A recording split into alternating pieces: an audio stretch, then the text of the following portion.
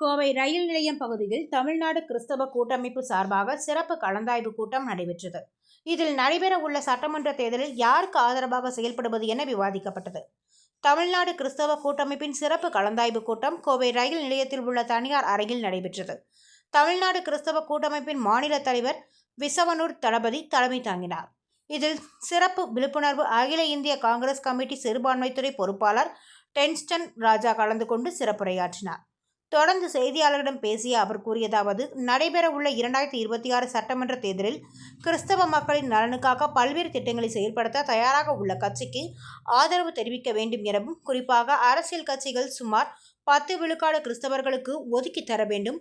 தமிழக சட்டப்பேரவையில் பல காலம் நடைமுறையில் இருந்த கிறிஸ்தவ நியமன உறுப்பினர் முறையை மீண்டும் கொண்டுவர அரசியல் கட்சிகளுக்கு வலியுறுத்துவதாகவும், தேவாலயங்கள் கட்ட எந்தவித சிறப்பு விதிகளும் விதிக்கக்கூடாது, தேவாலய வழிபாடுகள் மீது அத்துமீறும் நபர்கள் மீது குண்டர் சட்டத்தின் கீழ் நடவடிக்கை எடுக்க வேண்டும், ஒன்றியங்கள் தோறும் கிறிஸ்தவர்களுக்கு கல்லறை தோட்டங்கள் ஏற்படுத்தி தர வேண்டும், SC/ST மக்கள் கிறிஸ்தவ சமயத்திற்கு மாறும்போது அவர்களது உரிமைகள் மறுக்கப்படும் சட்டத்தை நீக்க ஒன்றிய அரசை வலியுறுத்துவதுடன், கிறிஸ்தவ சமயத்திற்கு மாறும் SC/ST மக்களுக்கு 5 விழுக்காடு இடஒதுக்கீட்டை தமிழக அரசு வழங்க வேண்டும் என்பது போன்ற 7 அம்ச கோரிக்கைகளை இந்த கூட்டத்தின் வாயிலாக கோரிக்கை விடுத்துள்ளதாக தெரிவித்தார்.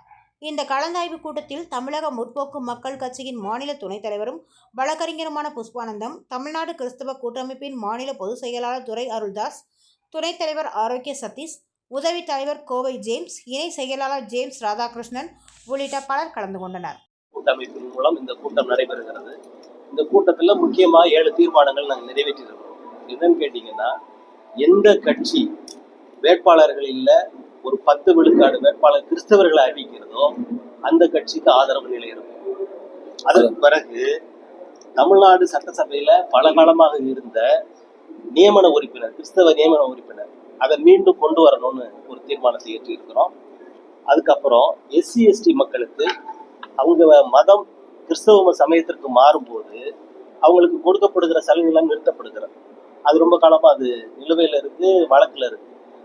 அந்த சரி பண்ணணும்ன்ற ஒண்ணு ஒன்றிய அரசுக்கு. 2வது, இந்த இடைப்பட்ட காலங்கள்ல ஒரு 5 விழுக்காடு SC மக்களுக்கு சமயம் மாறுகிற மக்களுக்கு கொடுக்கப்பட வேண்டும். இஸ்லாமியர்களுக்குன்னு ஒரு 3% கொடுத்துருக்காங்க. அதை சமயம் மாறுகிற கிறிஸ்தவ சமயத்துக்கு மாறுகிற SC/ST மக்களுக்கு கொடுக்க வேண்டும் என்பது ஒரு தீர்மானம். இன்னொன்று, தேவாலயம் கட்டுவதற்கு சிறப்பு விதிகள்லாம் விதிக்கிறாங்க, அதுக்கு சில சட்டங்கள் போட்டாங்க, அதுக்கு தடை வந்துருச்சு. இதெல்லாம் மாற வேண்டும், அதற்கான சிறப்பு விதிகள் எதுவும் விதிக்கப்படக்கூடாது என்பது இன்னொரு தீர்மானம். அதற்கு அடுத்து, தேவாலய வழிபாடுகளில் தனிநபர்கள் சிலர் உள்ள புகுந்து அதுக்கான பிரச்சனைகளை ஏற்படுத்துறாங்க அப்படின்ற தகவல் பரவலா இருக்கு. அதுவும் மேற்கு மண்டலத்துல மிக அதிகமா இருக்கு.